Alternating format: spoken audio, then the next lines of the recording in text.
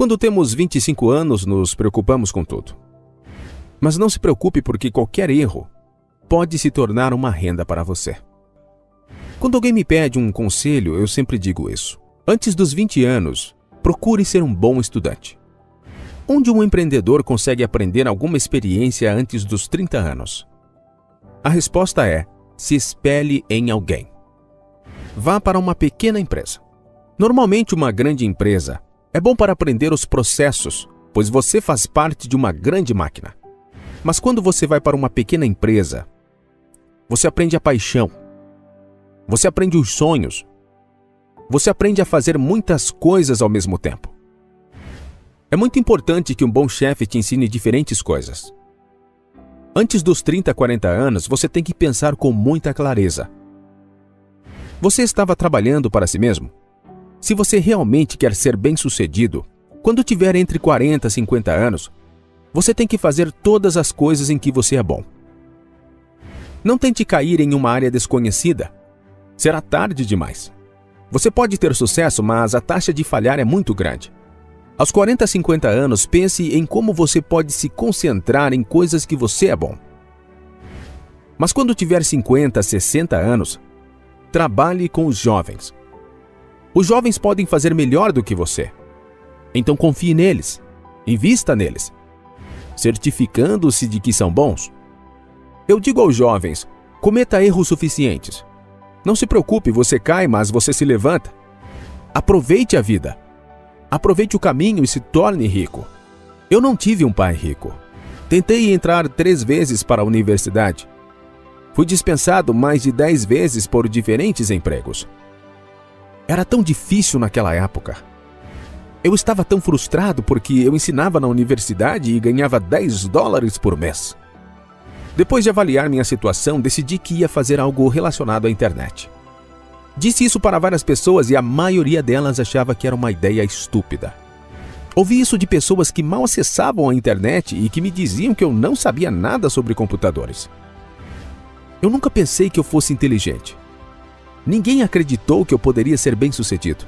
Algumas pessoas diziam: esse cara apenas pensa diferente. Mas se tem algo que eu aprendi nesse período, é que pessoas ricas pensam em algo que nunca funcionou e fazem isso dar certo. Quando eu decidi começar meu negócio, eu tentei emprestar 3 mil dos bancos e levou 3 meses para eu conseguir. Muitos disseram: esqueça. Muita gente disse que o Alibaba era uma ideia terrível. Mas o que realmente importava era o que eu acreditava. Eu acreditava que essa coisa poderia ser grande. Eu nunca pensei que seria tão grande como hoje. Eu acreditei que tinha algo esperando por mim, e eu trabalhei duro para provar a mim mesmo que conseguiria alcançar o sucesso. Essa experiência foi difícil, mas muito gratificante. Reunimos $50 mil de 18 investidores e começamos.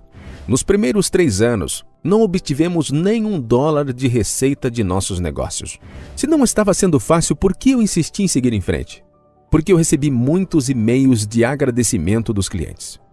Eles diziam: isso é algo tão bom, teu projeto nos ajudou.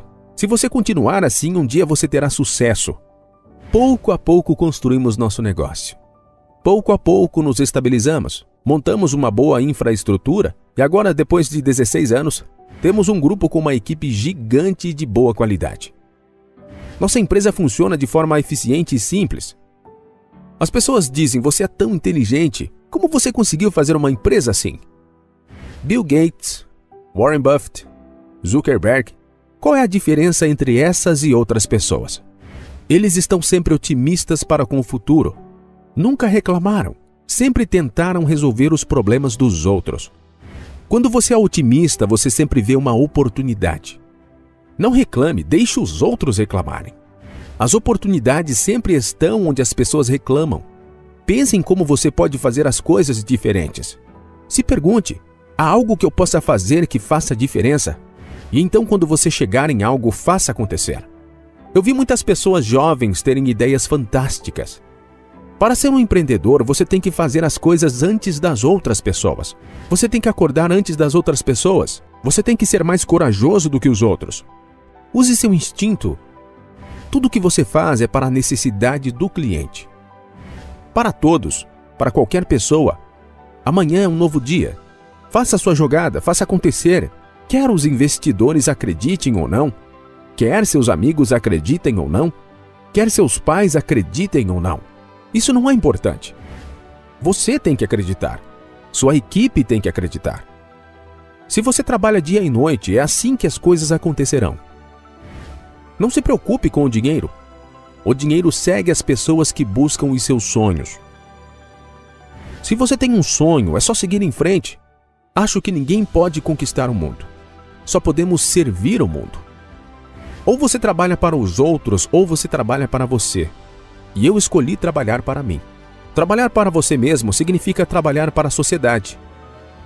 Se você realmente quer trabalhar para você mesmo, pense nos outros. Porque só quando as outras pessoas forem bem-sucedidas, somente quando as outras pessoas estiverem felizes, você terá sucesso. Acho que hoje as pessoas se preocupam muito com o mundo, com a economia. Eu sou muito otimista. Quando as pessoas começam a se preocupar, é onde está a oportunidade. Coisas boas, grandes inovações e empresas sempre surgem nos tempos difíceis. Então eu estou bem otimista. A oportunidade no futuro para a igualdade é enorme. Porque nos últimos séculos, a tecnologia e a globalização serviam apenas às grandes empresas. Mas agora com a tecnologia, podemos atender aquelas 80% das empresas que nunca foram atendidas. Podemos atender os 80% dos jovens que nunca foram atendidos. Eu estou animado com o futuro. Eu amo os jovens sentados lá e falando sobre os seus sonhos, suas esperanças, porque se eles têm esperança, nós também temos. Isso é o que eu acredito. Antes, as pessoas de algumas vilas da China tinham que andar por 2 horas até a cidade grande para comprar algo. Hoje nós conseguimos entregar em suas casas em no máximo 72 horas. Uma menina me contou uma história. Ela disse que seu avô, de 92 anos, iria fazer aniversário. E ele sempre quis experimentar uma comida ao estilo ocidental, mas ele morava em uma área rural, e não existia essa comida nos restaurantes locais. Então ela disse que pesquisou na internet e reservou um jantar no restaurante de comida ocidental para ser entregue naquela vila.